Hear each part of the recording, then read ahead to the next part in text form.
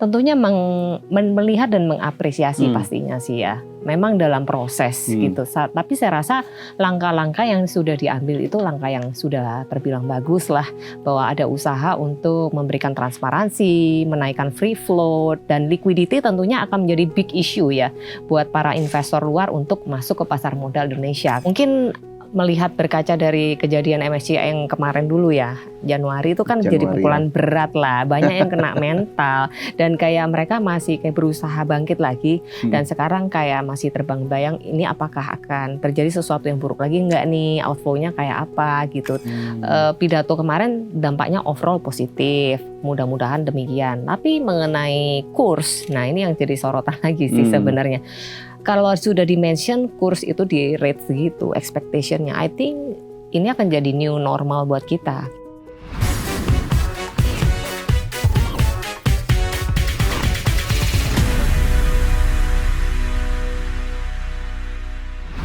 Halo Sobat Investor, Sobat IDX Channel, kembali lagi bersama kami di podcast The Cuan. Pasti sudah menanti apa yang akan kita bahas di hari ini setelah kemarin ataupun di episode sebelumnya. Banyak hal, banyak insight yang didapatkan begitu ya. Dan tentu saya juga sebagai host masih banyak sekali hal-hal yang bisa digali. Termasuk saya selalu belajar nih di setiap episodenya. Termasuk mungkin teman-teman yang mungkin baru mencoba mencari tahu atau mungkin sudah memang aktif di pasar modal, boleh monggo. Atau mungkin ada komentar juga silakan aja ya di komen. Atau minta narsumnya siapa, boleh nanti kita coba perjuangkan untuk bisa hadir ke podcast The Cuan. Nah, sebelum kita membahas lebih lanjut terkait dengan tema ataupun pembahasan kita hari ini, tentu kita akan kembali mereview terlebih dahulu kondisi pasar modal kita terkini, di mana kita tahu setelah pengumuman MSCI pada 12 Agustus kemarin, teman-teman, pasar modal Indonesia ini kembali mendapat perhatian investor, di mana MSCI memutuskan mengeluarkan sejumlah saham Indonesia dari indeksnya ya, diantaranya ada Global Standard Index dan juga MSCI Small Cap.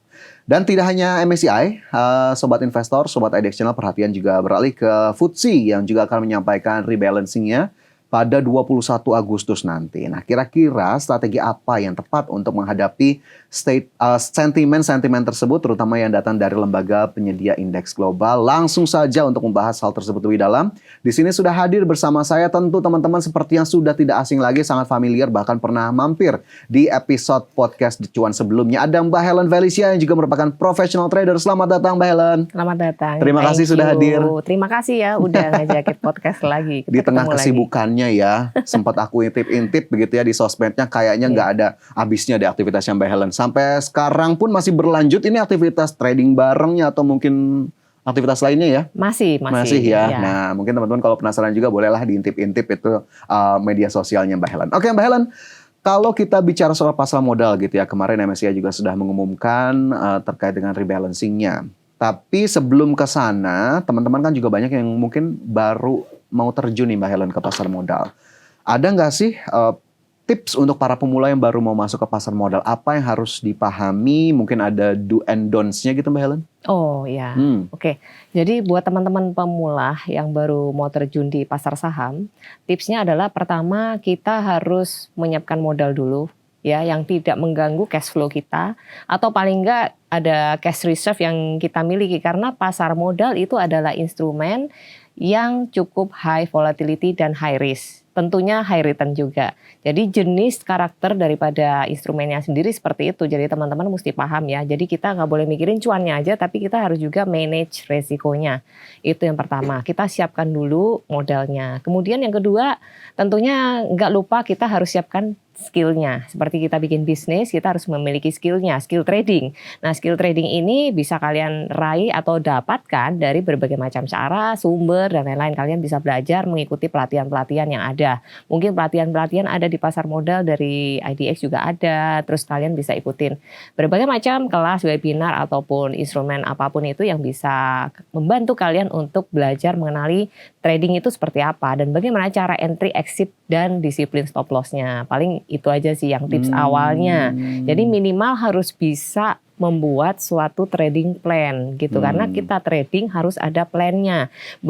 Bukan cuman kita bisa beli tapi nggak bisa jualnya, tapi kita harus tahu kapan kita masuk dan kita harus keluarnya kapan gitu ya. Jadi itu sih basic skill yang harus kita kuasai gitu. Kemudian berbagai macam karakter emiten di pasar saham, tentunya mana-mana emiten yang kira-kira berpotensi untuk kita hold atau mungkin cara tradingnya kita atur menjadi mode yang mungkin kalau IHSG-nya lagi turun, kita nggak boleh maksain untuk swing trading, tapi kita untuk belajar sat-set ya. Jadi intinya trading cepat aja gitu.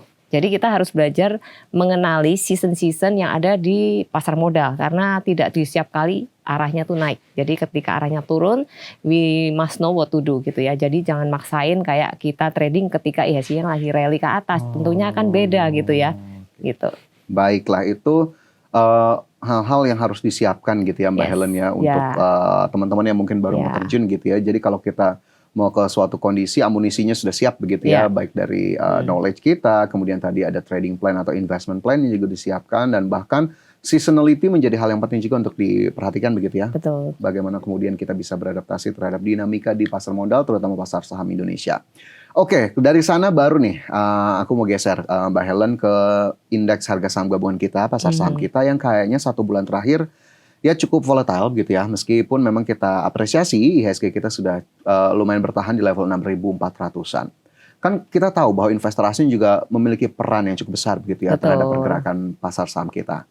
Menurut Mbak Helen, apa sih sebetulnya faktor terbesar yang jadi pertimbangan atau pandangan investor terutama asing lah terhadap pasar modal Indonesia? Oke, tentunya yang menjadi daya tarik seorang investor asing untuk memasuki atau taruh uangnya di pasar modal Indonesia adalah investability-nya ya. Jadi apakah Indonesia itu menciptakan satu iklim investasi yang menarik buat mereka gitu. Karena uang yang mereka bawa tentunya jumlahnya tidak sedikit dan mereka tentunya membutuhkan iklim investasi yang bagus gitu dan tidak berubah-ubah, stabil lah gitu. Jadi tentunya yang berperan penting di sini adalah stabilitas ya secara politik, secara ekonomi, kemudian arah suku bunganya seperti apa nantinya, kemudian tentunya juga governance-nya seperti apa gitu ya. Apakah memang ada good governance atau enggak gitu di beberapa perusahaan di Indonesia yang mereka akan invest gitu. Dan tentunya yang enggak kalah penting adalah kebijakan daripada pemerintah sendiri ya. Ini yang akan mendorong nggak nih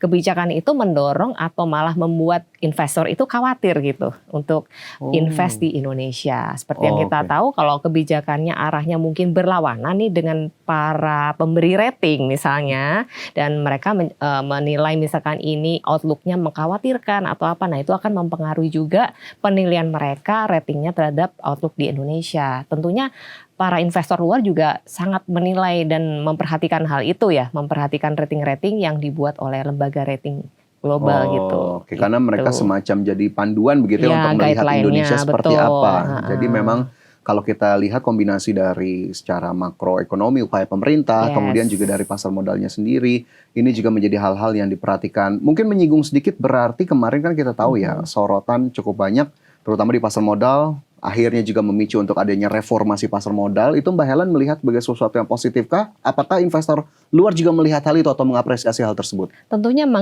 melihat dan mengapresiasi pastinya sih ya. Memang dalam proses gitu. Tapi saya rasa langkah-langkah yang sudah diambil itu langkah yang sudah terbilang bagus lah. Bahwa ada usaha untuk memberikan transparansi, menaikkan free float, dan liquidity tentunya akan menjadi big issue ya.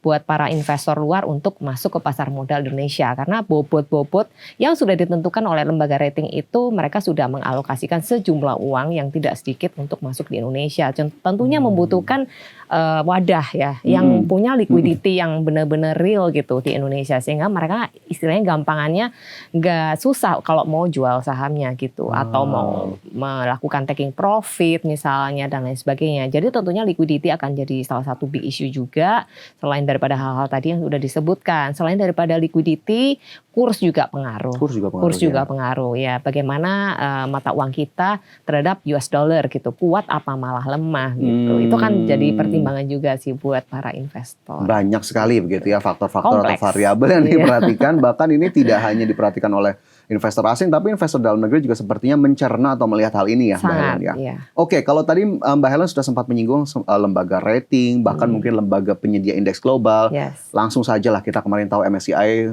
mungkin ngeluarin, kalau saya boleh sebut sahamnya ya teman-teman ya, mengeluarkan GOTO dari Global Standard dan menurunkan Cepin ke Small Cap. Nah ini kalau dari perspektif Mbak Helen selaku professional trader ataupun mungkin bisa kita katakan diri kita ini investor retail ya, Iya. Mbak Helen, ada nggak sih kekhawatiran dari pasar atas rilis terbaru MSCI tersebut? Tentunya ada, karena memang kan karena kita ada live trade juga sehari-hari, banyak sih dari para pelaku pasar yang bertanya secara langsung nih dampaknya seperti apa nih Ci. Kekhawatirannya tuh sangat kelihatan gitu. Karena mereka tidak mungkin melihat berkaca dari kejadian MSCI yang kemarin dulu ya, Januari itu kan jadi Januari, pukulan berat lah, banyak yang kena mental dan kayak mereka masih kayak berusaha bangkit lagi dan sekarang kayak masih terbang-bayang ini apakah akan terjadi sesuatu yang buruk lagi enggak nih, outflow-nya kayak apa gitu. Tapi sejauh ini kita melihat ya memang ada dampak tapi bukan yang terlalu signifikan seperti dulu. Tentunya dampaknya jauh berbeda gitu ya. Dan adanya kebijakan yang juga sudah mulai ada reformasi lah di pasar modal kita, saya rasa itu sangat membantu sekali, sangat membantu sekali. Toh kita kemarin juga lihat begitu ada pengumuman itu nggak ada goncangan yang sampai gimana banget lah ya, betul. terbilang masih cukup bagus lah IHSG kita merespon kebijakan tersebut gitu. Jadi meskipun ada ya outflow lah ya dibilang dari beberapa deletion lah ya, GOTO dari listnya itu, tapi menurut saya sih masih oke so far. Masih oke ya untuk IHSG secara globalnya gitu. Sepertinya pasar juga sudah expected atau mungkin sudah price in karena memang tidak ada keputusan yang signifikan di Agustus. Di November nanti kita lihat begitu ya, apakah kemudian di emerging market kita masih bertahan atau tidak. Deg-degan lagi. Deg-degan lagi 3 bulan lagi nih kita masih di Agustus ya teman-teman tappingnya. Oke, kalau kita ngomong tadi ada GOTO salah satunya yang keluar dari indeks globalnya MSCI. Kan ini juga kita tahu tak lepas begitu ya dari rendahnya likuiditas emiten ya. Betul. Atau GOTO sendiri dalam beberapa bulan terakhir. Sebetulnya tadi sudah sempat disinggung nih sama Mbak Helen. Tapi mungkin boleh aku tanya lagi biar pertegas lagi. Sebetulnya seberapa penting sih likuiditas dari sebuah saham sehingga akhirnya ini juga menjadi perhatian dari investor atau bahkan lembaga penyedia indeks global seperti MSCI, Mbak Helen? Oke, sangat penting sih, Sangat penting ya? karena itu jadi real concern buat mereka. Karena berkaca dari kejadian dulu yang MSCI, pemicu dan pencetusnya itu adalah sebenarnya masalah HSC ya, gitu. Jadi masalah transparansi, Kepemilikan ya. betul, terkonsentrasi, kemudian terlihat market cap-nya besar tapi terkonsentrasi gitu. Nah itu adalah salah satu big issue yang mereka juga nggak mau itu terjadi lagi gitu. Itu yang mereka wanti-wanti dan mereka sangat sorotin gitu yang terjadi di Indonesia dan jangan sampai terjadi lagi. Dan maka dari itu pasar modal sudah melakukan reformasi yang cukup bagus ya, menaikkan free float dan lain-lain. Karena liquidity kalau mereka itu nggak bisa keluar itu akan jadi dampak yang cukup lumayan berat ya buat mereka sendiri gitu. Jadi mereka juga otomatis merasa dirugikan tentunya. Jadi mereka juga akan mempertimbangkan ulang tentunya kalau memang tidak ada liquidity, mereka juga akan kesulitan gitu untuk keluar masuk dari pasar modal Indonesia. Gitu sih gampangnya gitu ya. Oke, kita melihat diri kita sendiri aja lah ya masuk ke satu saham kalau liquidity-nya kurang bingung nih kita mau geraknya gimana nih. Bisa masuk ke keluar apalagi ya. lembaga global yang memang fund asing mungkin banyak di sana gitu ya ke satu saham. Betul. Nah ini juga berarti memang istilahnya kita diingetin lah ya Mbak Helen ya bahwa tolong perbaiki ini perbaiki itu. Oke, ini tentu kita jadikan pelajaran sama-sama dan regulator tentu tidak diam ya Mbak Helen untuk melihat bagaimana perbaikan ini bisa dilakukan. Kalau dari sisi pergerakan IHSG dan aliran dana asing sendiri, Mbak Helen, dampak seperti apa sebetulnya yang perlu diantisipasi setelah keputusan MSCI kemarin? Ya sebenarnya kalau menurut saya sudah cukup diantisipasi. Sudah cukup diantisipasi oleh bursa ya. Bursa sudah kayak Ibu Frederica selaku ketua daripada OJK yang baru, itu juga sudah melakukan beberapa tindakan untuk di pasar modal kita, menaikkan free flow, transparansi juga sudah mulai dijaga betul-betul. Dan kemarin juga kita bersyukur banget lah kita nggak turun ke frontier market ya, berkat juga perjuangan semua orang nih yang ada di bursa kita. Dan actually ya we are not that bad sebenarnya, tapi juga bukan yang udah bagus gitu. Memang harus banyak hal yang dibenahi sih di pasar modal kita. Masih PR-nya masih cukup lumayan banyak gitu ya untuk membangun kembali kepercayaan investor luar, apalagi lembaga-lembaga rating ini supaya kita ini nggak di freeze lagi gitu aja sih tujuannya akhirnya. Karena kalau kita once kita di freeze tentunya akan menghambat aliran dana asing itu masuk ke pasar saham Indonesia, di mana itu akan menjadi ya cukup lumayan istilahnya memberatkan juga untuk IHSG kita. Bukan berarti nggak bisa naik ya, tapi otomatis naiknya juga akan lebih terbatas kalau dibanding kita ada tambahan dana dari foreign gitu. Baik itu kemudian kenapa ini menjadi hal yang penting, tapi memang sudah diantisipasi sepertinya begitu ya. Tapi kalau melihat keputusan MSCI sebelum saya beralih ke FTSE yang juga nanti akan merilis di 21 Agustus, seberapa menarik sebetulnya pasar saham Indonesia, Mbak Helen? Apakah bisa dikatakan memang cukup seksi sehingga akhirnya ya MSCI juga mungkin atau FTSE atau lembaga penyedia indeks global lain cukup berhati-hati untuk menaruh Indonesia ke frontier market? Oke. Menurut saya sih kans Indonesia tuh masih ada di emerging market lah for now ya. The condition and everything itu harusnya masih supporting Indonesia staying di emerging market. Seperti kita tahu kapan hari waktu kita terjun tuh dari Januari sampai all the way sampai Juni ya. Itu banyak pertanyaan sih di market sehari-hari nih ya. Yang saya berhadapan dengan komunitas itu mereka nanyain tiap hari. Jangan-jangan kita ini mau ke frontier Ci gitu. Ketakutannya tuh seperti itu. Setakut itu gitu.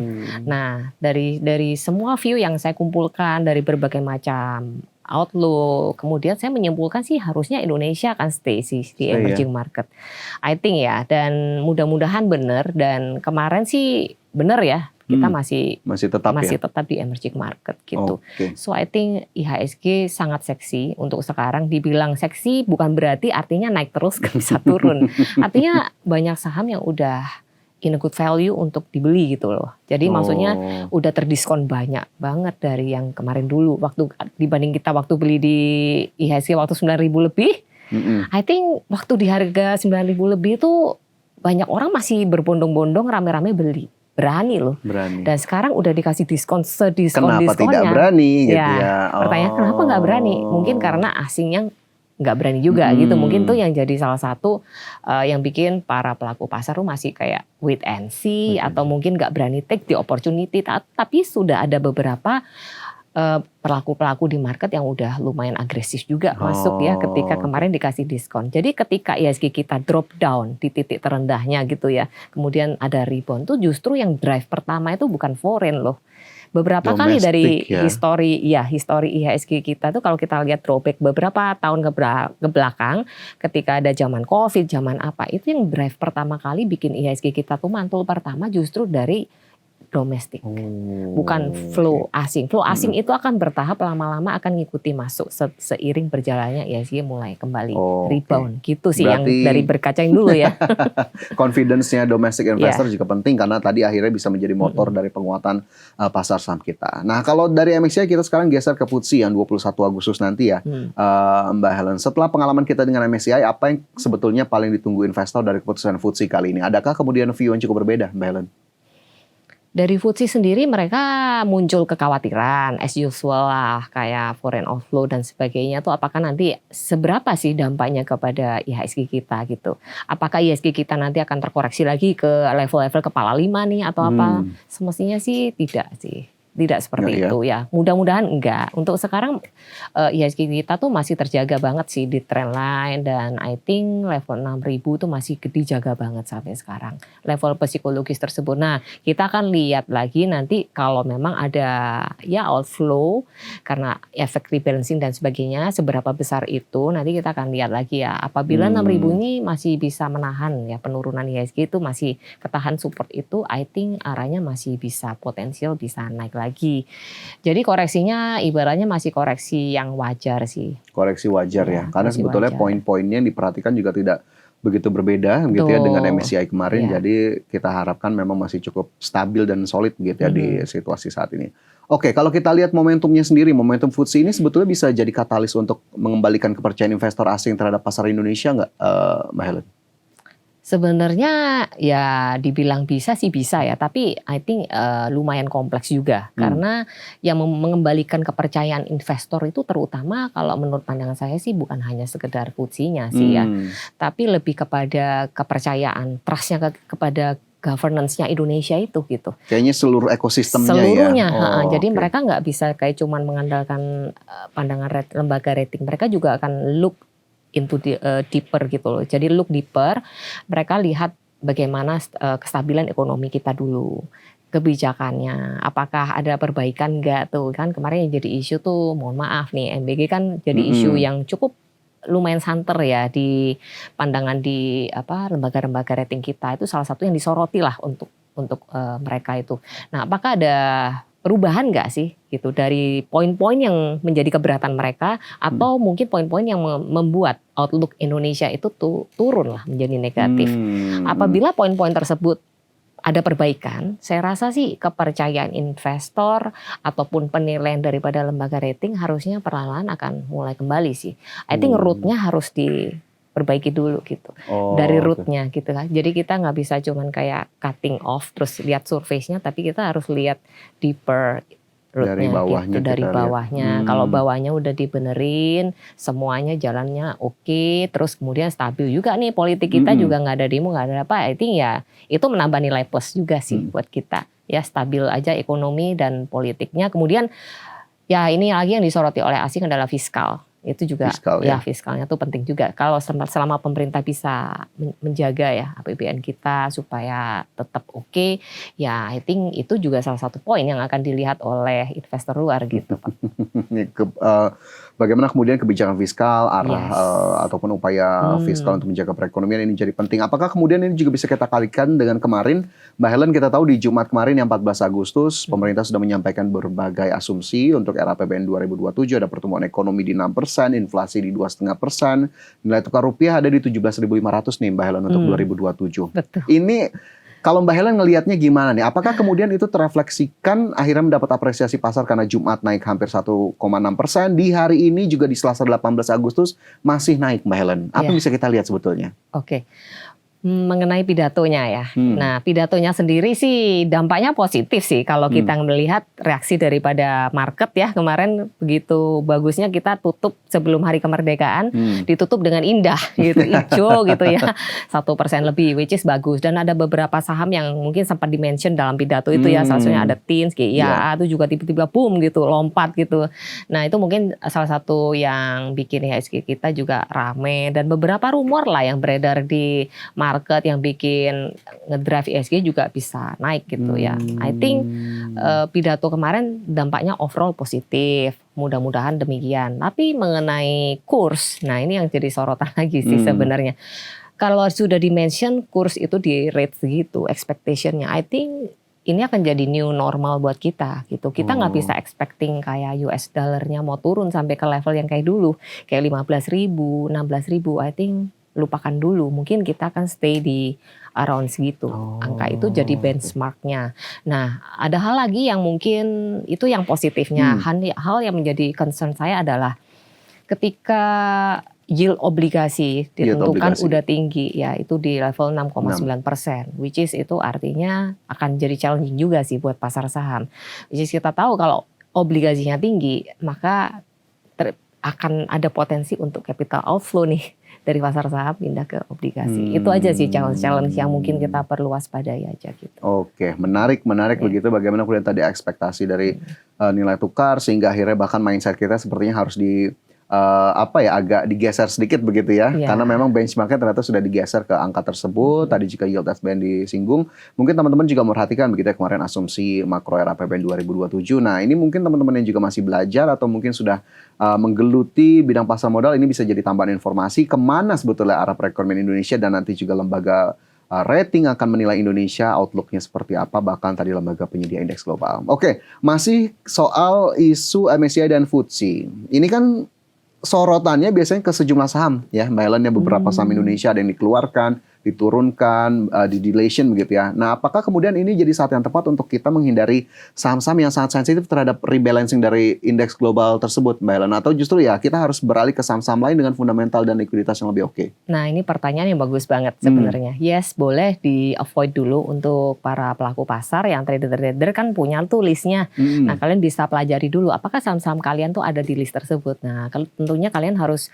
melakukan evaluasi kembali ya di portofolio kita seperti apa kondisinya, mana-mana saham yang kira-kira akan memberatkan justru portfolio kita, atau bahkan kita akan melakukan adjustment di level-level pembelian yang berikutnya agak di bawah gitu ya. Apakah planningnya seperti itu? Kalau memang kita plannya hanya sebagai trader aja ya, kita disiplin aja menggunakan stop loss. Tapi kalau kita memang mau invest jangka panjang dan selama I think tidak ada perubahan fundamental yang signifikan di perusahaannya dan masih punya conviction, I think boleh dipertahankan. Mungkin tuh hanya gejolak sesaat aja ya.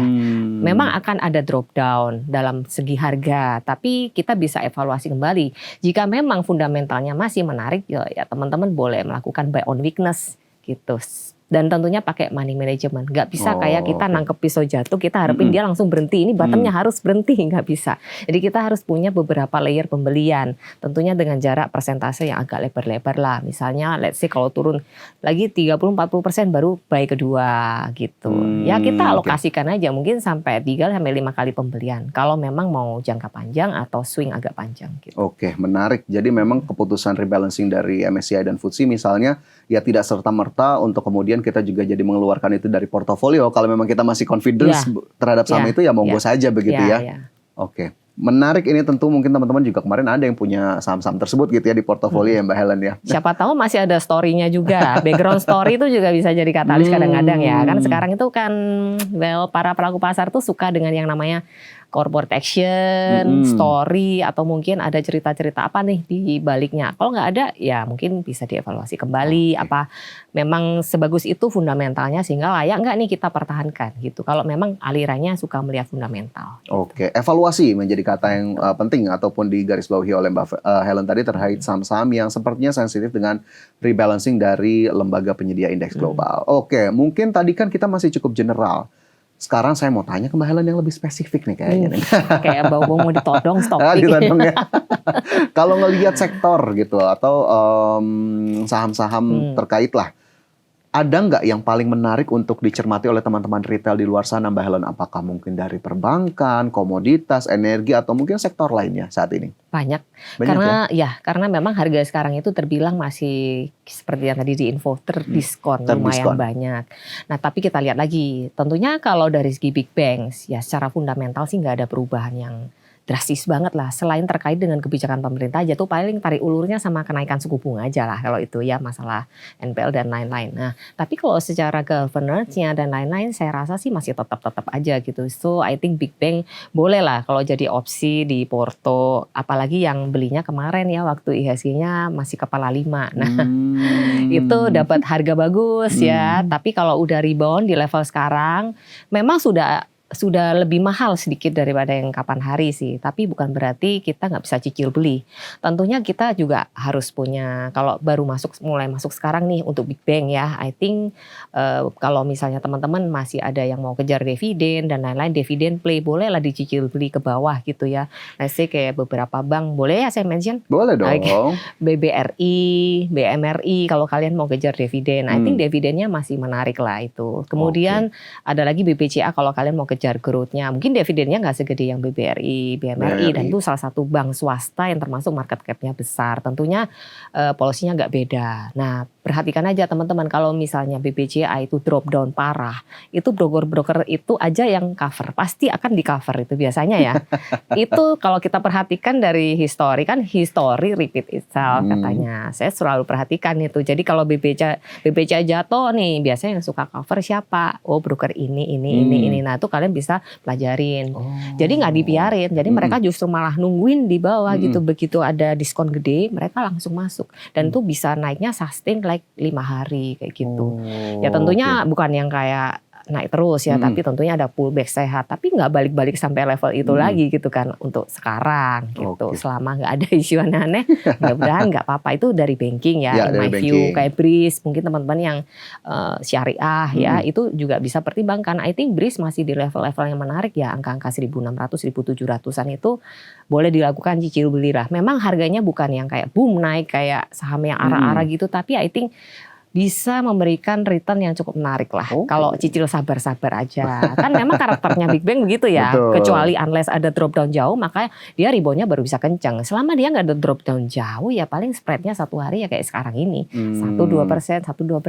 Begitu boom jatuh ke bawah, kayak berapa papan. Nah itu menarik karena reboundnya tuh bisa dapetin kita gain like kemarin itu 15% up. 15% ya. 15-20% dapat itu. Nah itu ketika masuk harus di harga bawah dan harus berani. Tapi beraninya bukan ngawur juga. Kita punya Ada dasarnya plannya ya. dan siap juga kalau gagal kita juga siap cut lossnya di berapa. Itu selalu harus dihitung. Itu dari banking. Yang kedua dari komoditi itu juga menarik ya. Tentunya kalau ISG rebound, banking rebound, komoditi juga akan mengikuti gitu. Nah komoditi such as apa nih contohnya? Misalnya banyak sih ya. Kayak yang kemarin disebut Pak Prabowo itu juga bisa dipertimbangkan. Langsung ya. Antam ya itu kan kalau harga Antam tuh juga terkorelasi dengan IHSG dan tentunya XAU US dollar ya harga emas dunia lah. Kalau emas dunianya lagi jelek atau turun, bukan jelek turun ya otomatis Antam mungkin sedikit tertekan. Jadi itu ada kayak tactical play lah di situ untuk saham-saham tersebut. Nah itu bisa jadi bobot tersendiri lah di porto. Jadi kalian bisa atur. Nggak usah semua dibeli. Kalau satu sektor itu kita nggak usah beli semua. Pilih kita jagoannya menurut kita aja. Iya leadernya mana nih ya udah pilih itu aja. Karena ya kurang lebih lah geraknya kalau satu naik kan naik semua gitu. Jadi kita pilih itu tapi gunakan money management sama jumlahnya digedein. Saya rasa itu hasilnya kan percentage cuannya itu akan jauh lebih berasa daripada kita bagi uangnya. Sebar, jadi ya kayak contoh ada uang 10 juta dibeliin 5 saham. Satu saham kebagian cuman kayak sedikit kan, cuman seperlima. Nah daripada seperti itu mendingan 10 jutanya daripada dibagi 5 dapatnya 2 jutaan, lebih baik satu saham tapi 10 juta gitu. Tapi pakai money management, bukan langsung entry langsung semua di 10. Kalau nggak yakin ya kalian bisa bagi menjadi beberapa. Bisa ya. 10 juta, mau 100 juta, 1 M tergantung dari kemampuan masing-masing. Nah, dari komoditi ada AMMN juga menarik ya. I think it's a good thing ya. Jadi AMMN boleh dilakukan cicil beli aja. Jadi area-area tertentu yang under 3.900 boleh diperhatikan lah dicicil-cicil ya 3.700 itu I think masih menarik sih gitu ya. Jadi saham-saham dari sektor energi juga banyak banget. Satu mungkin Mbak Helen biar menutup 3 sektor tadi. Ya AMMN boleh tuh dilirik kan udah di ya. Itu jadi salah satu core stock juga boleh di porto ya. Tapi tentunya gerakannya kita mesti kenalin. AMMN itu kan volatility-nya cukup tinggi. Kadang bisa naik kayak mau breakout tiba-tiba turun gitu. Jadi kita hati-hati, jangan selalu beli bucuk gitu. Jadi mending antri-antri aja. Kadang nggak dapat sih, cuman I think better risk lah daripada kita HK di pucuk gitu kan. Terus habis itu layak punya. Untuk diperhatikan, dikejar gitu ya. Meskipun tidak langsung selalu dapat. 3 sektor aja lah. Kalau semua sektor nanti banyak banget nih yang dikeluarin sama Mbak Helen. Mungkin nanti boleh tanya aja lah, japri-japri aja. Mungkin boleh ya. Tadi boleh ada banking, ada komoditi, ada energi. Nah, tapi lagi-lagi ini disclaimer ini teman-teman tetap dikembalikan ke keputusan masing-masing, investment atau trading plan masing-masing. Resiko juga jangan lupa ya untuk di tiap saham atau sektor tersebut. Oke, sekarang kita geser ke yang lebih santai lah. Mbak Helen, aku mau nanya soal trivia nih. Kayaknya kita juga sudah hampir di penghujung sesi podcast kita. Mbak Helen boleh pilih salah satu jawaban. Mungkin boleh dikasih juga singkatnya nanti kalau aku mau perdalam gitu ya alasannya apa. Yang pertama, trading atau investasi? Trading, professional trading teman-teman. Trader teman-teman. Judulnya aja cici satu. Langsung ya. Bukan cici investor. Lanjut, big caps atau second liner? Big caps. Big caps ya, oke. Nah ini pertanyaan berikutnya agak-agak menarik juga nih. Bullish atau bearish? Bullish. Bullish dong ya. Kemudian buy on dip atau wait and see? Buy on dip. Buy on dip. Pasti itu. Pasti. Kenapa tuh Mbak? Buy on dip pasti banget tuh. Oke, jadi karena referensinya kita kan liquidity pertama, itu jadi big issue buat kita. Apalagi kalau kita ingin nggak susah nih keluar masuk. Memang spreadnya akan terbatas, tapi kalau kita melakukan buy on dip itu benar-benar jarang tuh momennya. Kayak beli big bank, contoh ya big caps itu kan salah satunya big bank tuh.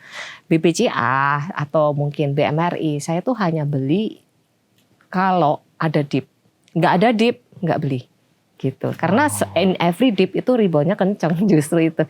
Jadi momentum play lah. Jadi kalau kita justru dikasih dip kita harus berani. Kayak contoh nih, boleh ya buka-bukaan ya. Boleh. Waktu live trading gitu kan, kita live trading gitu. Trading hard gitu. Bingung dong. Nah, kalau trading hard biasanya saya cuma perhatiin big bang ya. Kemudian kalau waktu yang tahun lalu kalau nggak salah tuh sempat 8 Maret itu kejadian trading halt sekali. Itu 4 Big Bang plus Antam, itu stock picknya. Nah, waktu di trading halt tahun ini kejadian kan itu waktu bumi antrian di ARB-nya ngeri-ngeri. Ya udahlah, kita nggak ambil bumi, kita nggak lawan arusnya, tapi kita coba cari opportunity kayak yang lain lah. Kayak BBCA waktu itu kalau nggak salah sempat drop down dari 63, 62, 6.000. Mau ke 6.000 aja sudah ditungguin tapi nggak sampai kayaknya. Waktu itu di 62, 63, 6350 itu udah mulai ngambilin gitu. Nah, jadi itu ketika dibanting kan dulu nggak pernah kan BBCA sentuh itu kan jarang gitu loh. Kan kayak masih 8.000, 9.000, 7.000. Nah, kita tuh nungguin, bahkan even nungguin sudah sampai 4.000, 4 kepala 4 lah. Nah, maka dari itu ketika nyampe di titik beli ya kita beli. Nah, nanti waktu ya kita trading gitu. Nah, itu bounce-nya bisa benar-benar lumayan gitu. Tapi sabar ya menantinya tadi soal buy on dip-nya. Ya, kayak Momentum BBCA, play ya. Ya, BBCA waktu kemarin 56, 57, 50. Ngomong di grup, beraniin aja beli. Beraniin beli. Kalau secara mental memang marketnya fear. Justru kita harus balik gitu. Jadi kayak di convert gitu ya, kita invert. Jadi nggak boleh ikutin market justru psikologinya. Justru ketika marketnya full of fear, udah mentok jedok gitu sampai tembus ke langit fear-nya. Nah, itu kita masuk agak gede porsinya. Oh, justru disitulah opportunity-nya ada, peluangnya ada, tinggal nanti kita optimalkan ya. Karena nggak semua orang berani mau masuk kan di kolam yang seperti itu kan, nggak kelihatan bottomnya di mana, serem dong gitu. Kalau ke dalam lagi gimana? Paling bottomnya juga nggak sampai yang gimana banget. Paling turun ya, let's say 5 kali lagi lah, sanggup lah, napas dulu. Menarik. Rebound kita panen gitu. Rebound panen. Selanjutnya, high risk, high return atau slow and steady? High return. Sudah tergambar lah, tidak usah ditanya itu sebetulnya ya. Ini mukanya muka high return, high risk.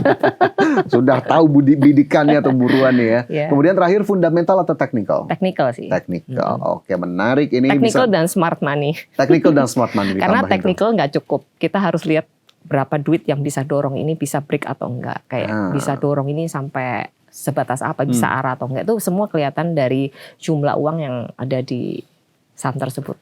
Gitu. Oke. Ini bisa kita dapat gambaran sedikit soal gaya tradingnya Mbak Helen ya. Dari pertanyaan-pertanyaan tadi, tentu mungkin teman-teman ada yang sama atau mungkin ada yang cukup berbeda ya. Silakanlah untuk menambah hasanah pengetahuan bertransaksi ataupun berinvestasi atau trading di pasar modal atau pasar saham. Ini tentu cukup menarik untuk dijadikan tambahan atau insight.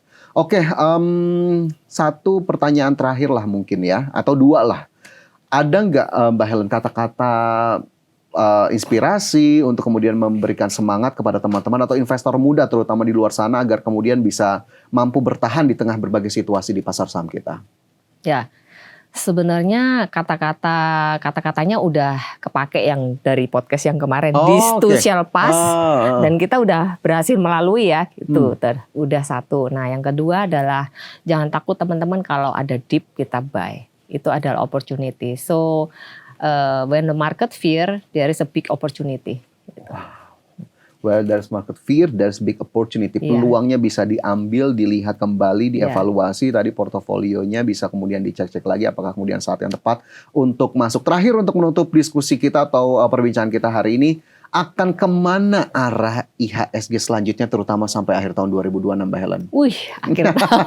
Menutup nih, jadi udah gong lah pokoknya nih. Oke, gongnya ya. Oke, jadi gini, mungkin Agustus dulu nih ya. Kan kita podcast di hari ini tanggal 18 Agustus, which is repricing setelah hari libur kemarin, long weekend.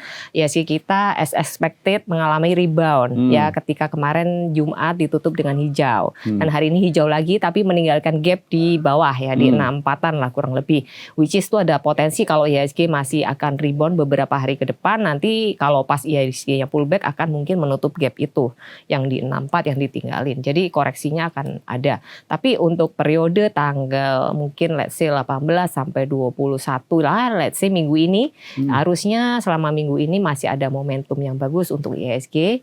Dan setelah itu tanggal 24 sampai tanggal 31, tanggal 24 Agustus itu tanggal yang sangat penting untuk IHSG. IHSG. Nah, nanti teman-teman bisa pantau kalau memang ini arahnya masih naik all the way up sampai tanggal 21, berarti nanti tanggal 24 ada potensi IHSG akan mengalami pullback sampai akhir bulan. Nah, itu view-nya di bulan Agustus. Kalau September seasonality memang seringkali ada merah-merah lah banyak, walaupun ada hijaunya juga. Tapi di bulan Agustus ini mudah-mudahan IHSG kita bisa ke achieve 65 sampai 67 lah antara range itu, mudah-mudahan, walaupun naiknya ini masih terbilang agak sedikit ya bukan yang tipe rally lah, tapi ada upside yang bisa dicoba dicapai oleh IHSG, tes resist di situ. Di mana 67 tuh ada 6.700 ada gap ya di atas, dan mudah-mudahan ini bisa ditutup dulu gitu. At least tahun ini kalau memang nggak ketutup di Agustus, I think ada bulan-bulan lain yang bisa itu ya. Nanti biasanya Oktober, November so-so, Desember ya mungkin up lagi. Jadi kalau misalnya Januarinya itu down all the way sampai pertengahan tahun ini biasanya akan cenderung membentuk bottom. Nanti all the way up kembali lagi ya naik turun, I think up-nya di Desember. Gitu. Dan mudah-mudahan kepala 7 bisa tercapai. Bisa tercapai gitu ya. Doa yang kenceng ini kan, ya kan ya tergantung dari kebijakan politik juga, ekonomi dan kompleks lah, dan geopolitik global itu juga pengaruh nih. Gitu. Baik, kita harapkan memang tetap solid, bisa melaju sesuai dengan harapan kita semua, meskipun tadi ada level konfirmasi yang perlu kita lihat terlebih dahulu begitu. Tapi tentu sebagai pelaku pasar, sebagai investor atau trader ya kita tetap optimistis begitu ya, pasar saham Indonesia bisa tetap menarik di tahun 2026 ini. Untuk 2027 nanti kita lihat lagi seperti apa kemudian laju indeks kita atau laju pasar saham kita. Baik, terima kasih banyak Mbak Helen sudah mampir ke podcast The Cuan IDX Channel. Semoga ini bisa menambah inspirasi buat teman-teman di luar sana. Mbak Helen juga semakin sukses dengan aktivitas tradingnya, bisa semakin menginspirasi teman-teman di luar sana. Mungkin monggo kalau mau cari informasi lebih lanjut soal aktivitasnya Mbak Helen, mampir aja ke sosial medianya, atau nanti kalau kita punya waktu kita undang lagi, mungkin ada bahasan yang lebih menarik lagi, atau marketnya lagi ada hal-hal yang mengejutkan, Mbak Helen akan kita panggil lagi.